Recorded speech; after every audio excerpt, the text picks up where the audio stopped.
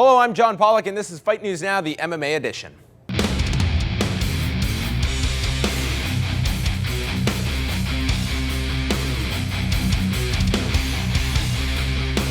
Hello and welcome to another edition of Fight News Now. I'm your host, John Pollock, coming at you in the wake of UFC 164 from this past weekend in Milwaukee, and we'll be dissecting that card throughout the show. John Ramdine and Robin Black are here for 3 rounds. You're going to hear from the new UFC lightweight champion Anthony Pettis, and Priscilla Caripan is back with the shift. But up first, we have your newsmakers.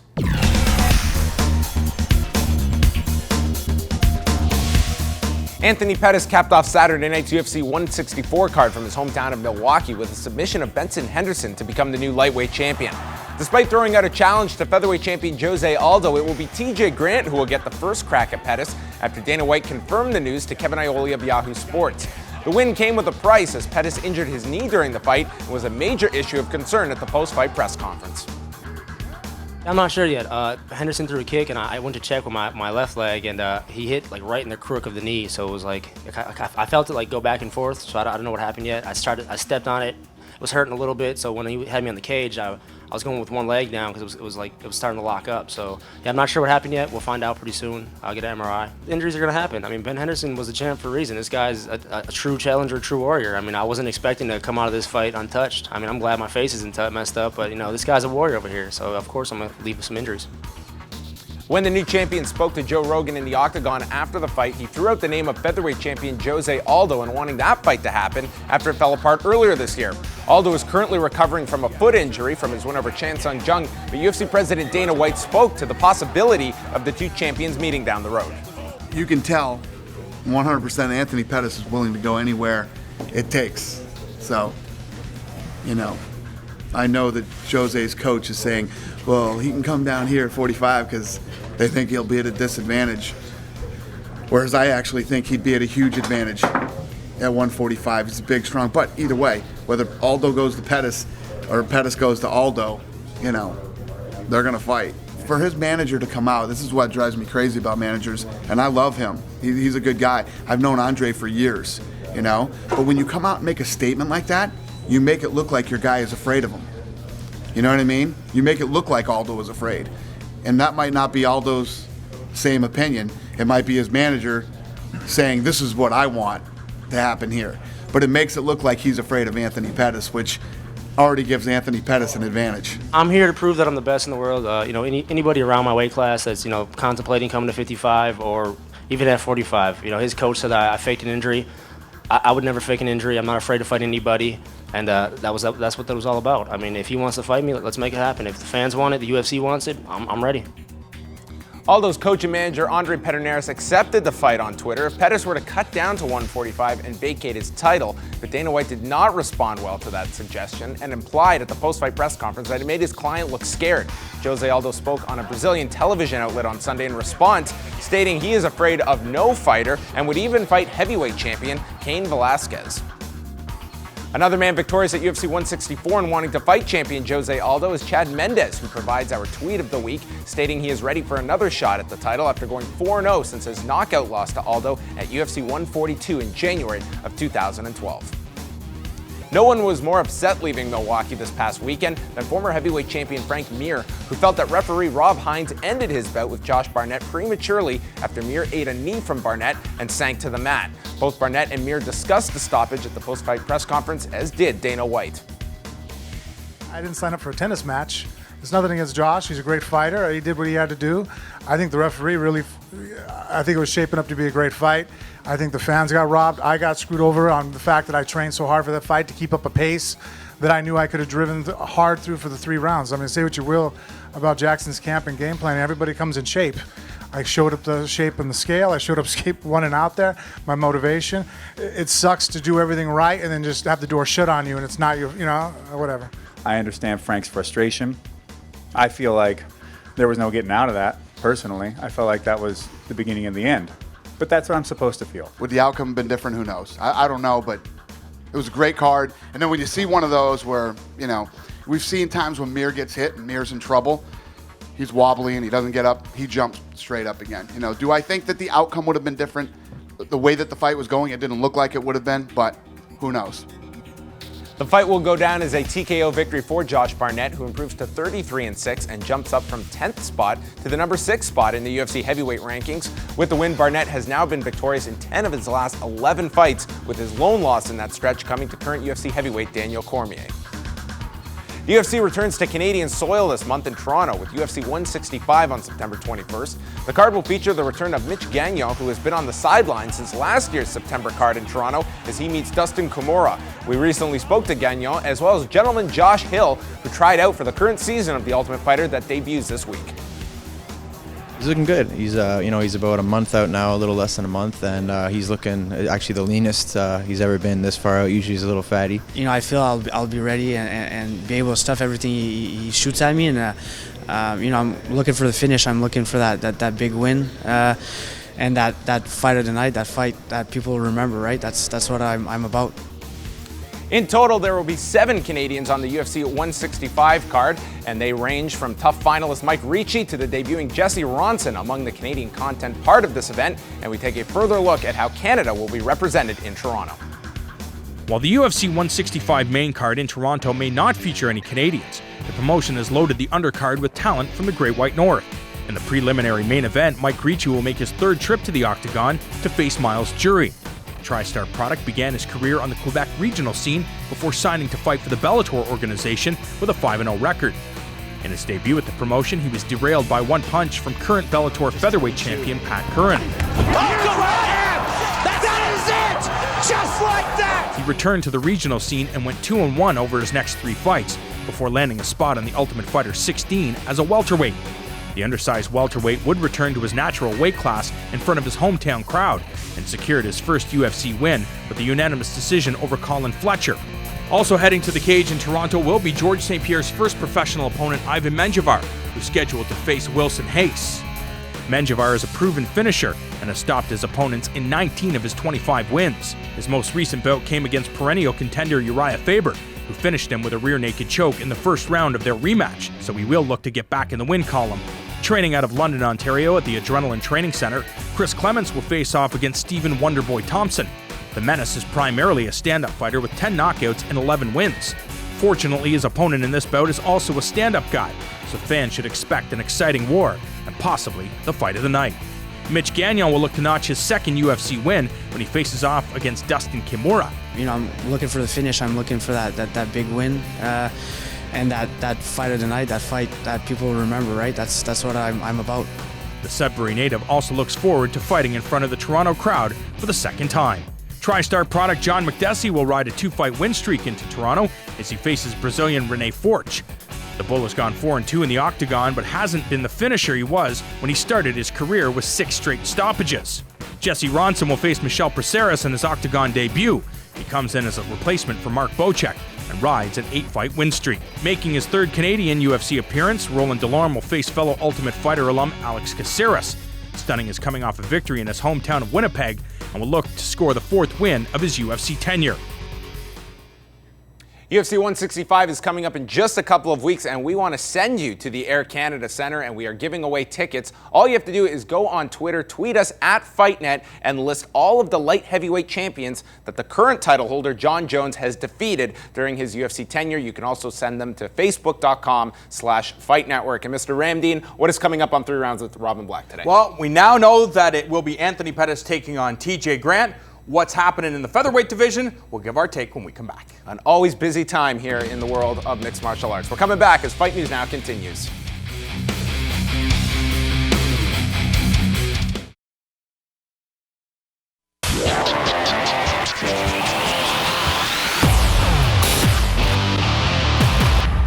Welcome back to Fight News Now. It's John Pollock with you. We still have lots to come, and at this time, we're going to turn it over to John Ramdeen and Robin Black as they get set to break down an insane period of UFC content. And guys, I'm sensing a bit of a Prince vibe here. Yeah, exactly. Hey man, I look better in the color purple than Oprah did. John, we're still talking about UFC 164. Of course, a ton of fallout. Anthony Pettis becoming the new UFC lightweight champion. Josh Barnett cementing his place in the heavyweight division. We got to talk about some of the fights that we didn't discuss. First of all, Chad Mendes looking absolutely phenomenal, taking out Clay Guida in the 3rd round. Is it time for this guy to get his rematch against Jose Aldo? Considering a 4-fight winning streak, all by KO or TKO, is this the guy that should be facing Jose Aldo now that we know that Anthony Pettis is going to be taking on TJ Grant? Yeah. Why? Yeah. I mean, the guy is a devastating 145-pounder. You see it in everything that he does. You see it in his physicality. His wrestling is unstoppable. His striking has now turned out to be possibly his best asset. And when he lost to Jose Aldo, he did not have that full striking game that he has now. He didn't have the confidence in it. Now he does. When you give a guy a rematch, one of the keys is he a different fighter than he was when he lost? This guy is a different fighter. And when he lost, he ate one big knee off a scramble. You take that knee away, and you don't even know how he would have done in the rest of that fight. The guy deserves it. He is the best 145-pounder in the world, maybe including Jose Aldo. For 145 pounds, is it important that you have a matchup like Chad Mendes, a rematch? Is that interesting enough for fans, or do fans want to see a new matchup for Jose Aldo? You know, you look at a guy like Ricardo Lamas, also on a 4-fight winning streak, beating Hatsuhioki, Cub Swanson, Eric Koch, a very talented individual. The problem is a lot of people don't know his name. Yeah, I know, that's a tricky thing, man. You know, we start to discuss just as if it's a normal thing that, well, people don't know him, so he shouldn't get a shot. That has become a normal part of our conversation. Is that right? I don't know that it is. I mean, when you go and you undeniably beat the best guys, you should be next in line for a shot at the title. But guys aren't anymore. This has become a slight variation in the sport. In a pure sport, from a pure sport perspective, you beat everybody, you become the #1 contender, and you fight for the title. But this has become something else, some hybrid combination of sports and entertainment, and it's taken on a life of its own, and it's just the reality we live in now. Would it make more sense to have Mendes take on Ricardo Lamas? Word around fight. I want to see that, yes, man. of course, everybody wants to see that, but word around the Fight Network, the thing that everybody loves, the idea of, is a featherweight tournament. Have some of the best guys, including Mendes, Lamas. We saw Dustin Poirier look impressive. Put all these guys, including Chan Sung Jung, who also fought for the title, Dennis Seaver, a lot of these guys. Frankie Edgar, exactly. You put these guys into a tournament, and then you will have the legitimate #1 contender in the featherweight division. The problem is Jose Aldo will have to be on the sidelines while they sort out who wins that tournament. Yeah, man, how cool would that be? And the UFC has flirted with tournaments often in the past, but never really had this level of quality, this level of superior athletes and competition and parity to some degree. They're all different. They're all different in their skill sets, but they're all really knocking at that door. This would be the best time so far in the history of the UFC to be able to do this. We got to talk about another fight on the card, Kang and Camus.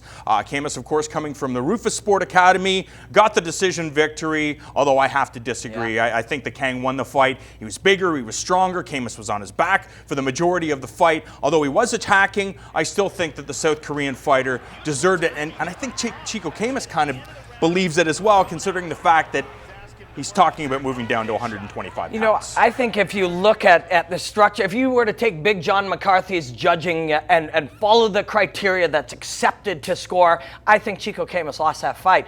But at the same time, how can you not be a fan of this dude? Yeah. He looked like tiny compared to Kang. He was like a minuscule little whirling dervish, going for it at all times, fighting off his back. Never once, man. Most of us will never experience what it feels like to try to fight for 15 minutes against a guy bigger, stronger, a superior athlete. But when you watch this guy do it, you would dream that we all have that in us. If we ever found ourselves in the last minute of a fight with a gigantic guy who's held us down, that we have the ability to get up and fight him to the bitter end. I'm a fan of this guy for life. I think at 125 pounds, he will be a demon. I don't think he won that fight, but I don't care. He's a killer. Well, you have to imagine, Robin, that Duke Rufus watched his performance and also saw the performance between Tim Elliott and Louis Gaudinot, two guys that are currently ranked in the top 10 or 15 of the 125-pound division. And if you want your guy to get a title shot, drop down to 125 pounds, 1 or 2 victories, you could be fighting for a UFC title. Yeah, and I think Elliott at fight time might have been bigger than Camus. You know, you'll look at the size of it. You go Camus versus Gaudinot, that's a great fight. Gaudinot really didn't control the distance super well in that fight, so he was getting hit from the outside a lot. Elliott looked strange, though. Yeah, his movement was very... How did you describe it? I think you said he looked Jardine-esque. Yeah, Keith Jardine-esque with his movements. And he kind of did. And you know, that he made it work. And we talked about this with Josh Barnett, you know, and the knuckleball. The knuckleball doesn't really work in baseball, but some guys make it work.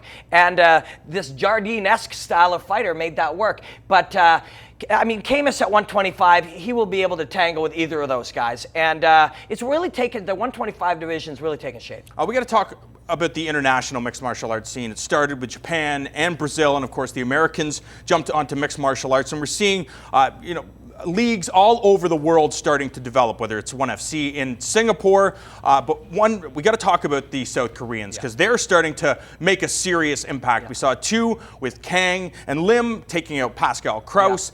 We've seen the Korean Zombie Chen Sun-jung fighting for the UFC Featherweight Championship, but I think the best of the bunch right now has got to be Dong-Young Kim, who has his upcoming fight with Eric Silva. Why do you think right now the South Koreans are starting to look good? You know, you look at what styles these guys train in for a lifetime, and the Russians are masters of wrestling, sambo, a number of things. They can make an impact, but the South Koreans are exactly what the UFC loves. Flashy strikers, grow up doing Taekwondo as a young kid, build around their striking style, and Lim, man, would stand in that pocket and be willing and to roll the dice face to face with any other guy of his size and trade until the other guy goes down. That is always going to get you a job in the UFC. Always. I'm very surprised, though, that the Lim Pascal Kraus fight was the fight of the night. When you look at Kang versus Chico Camus, it was there were so many good fights. But John, I believe that the South Korean fighters are definitely some fighters to watch. Yeah, I think you're going to see, even with that loss with Kang, I think you're definitely going to see this guy sticking around. And thank you guys very much. Don't miss Ramdean and Robin each and every Monday night at 7 Eastern right here on Fight Network with 5 rounds.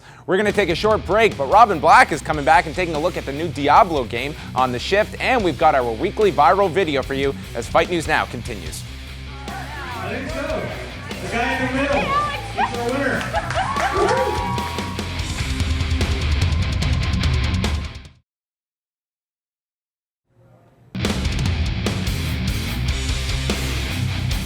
Welcome back to Fight News Now, and we have live boxing coming your way this Friday night at 7 Eastern as Ghislaine Maduma will be taking on Fermin de los Santos for the vacant NABF lightweight title as part of the Fight Club Series event, and Fight Network is your home for that fight this Friday night. Then at 11 p.m. Friday, John Ramdean goes toe-to-toe with an exclusive chat with crew Phil Nurse, one of the most respected trainers in the business and a man that has worked with a who's who of fighters. But now we send things over to Priscilla Caripan, who has another installment of The Shift coming your way.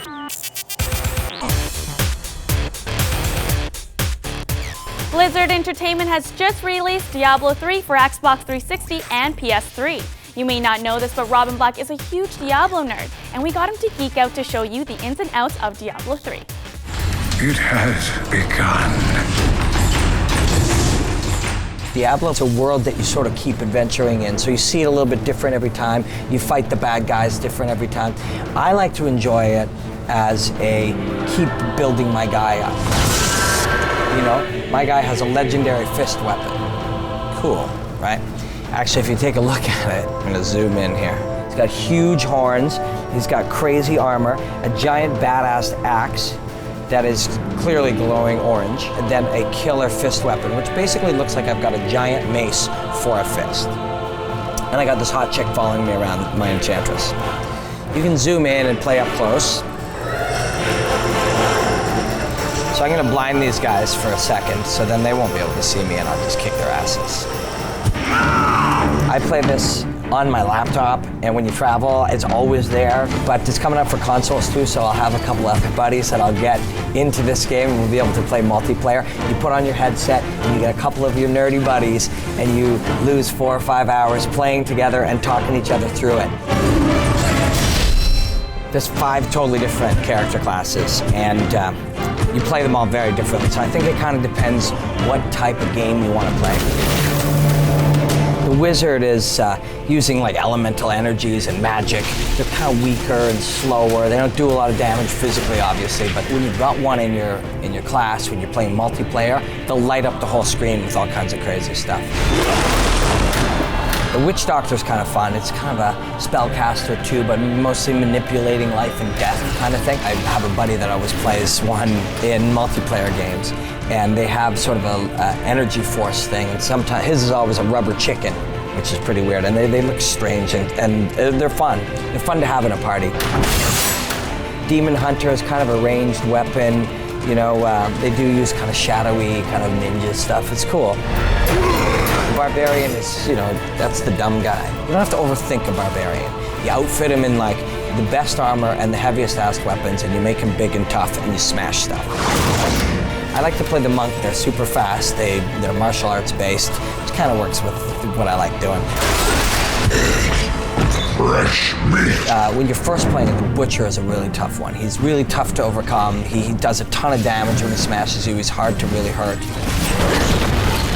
Inferno level is rough, man, and it's pretty badass. Like, it takes you a while to get comfortable enough to play in here, even with a good character.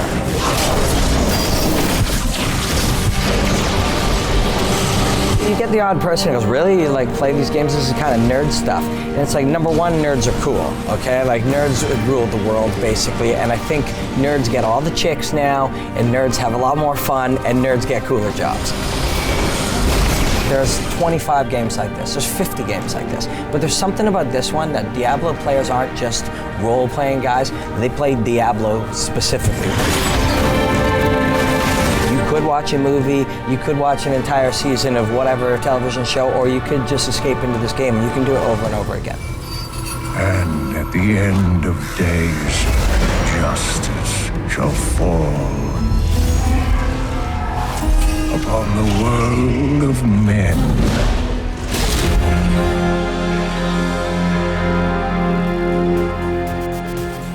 That's it for The Shift this week. Back over to you, John.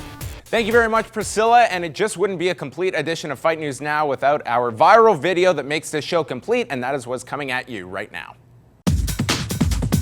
I think so. The guy in the middle. He's our winner. He did that in a minute.